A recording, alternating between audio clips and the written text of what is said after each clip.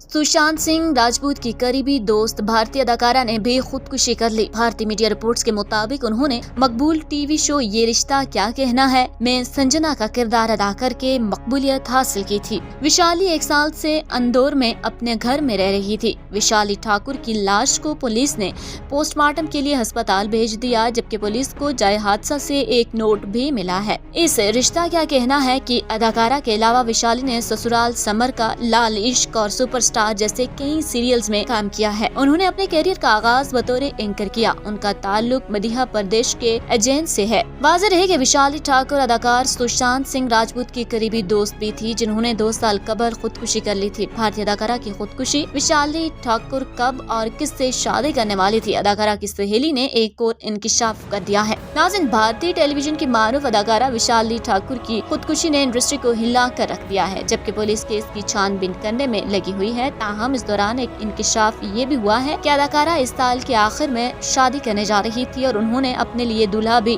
ढूंढ लिया था। अदाकारा विशाली ठाकुर के दोस्त वकास सेठी और उनकी अहलिया ने इंटरव्यू के दौरान बताया कि उनकी अदाकारा से मौत से एक दिन कबल यानी 15 अक्टूबर को बात हुई थी। उन्होंने बताया कि विशाली इस साल के आखिर में शादी करने जा रही थी। पुलिस को विशाली की लाश के करीब से एक खत भी मिला है, जिसमें कहा गया है कि उनका सबका बॉयफ्रेंड उन्हें हिरासा कर रहा था। विकास सेठी और उनकी अहलिया जानवी दरअसल विशाली के करीबी दोस्त थे और मौत से एक दिन कबल होने वाली गुफ्तगू में विशाली ने कहा था कि वो जल्द ही शादी की खरीदारी के लिए मुंबई आएंगी और अदाकारा ने हमारे साथ ही रुकने का मंसूबा बनाया था।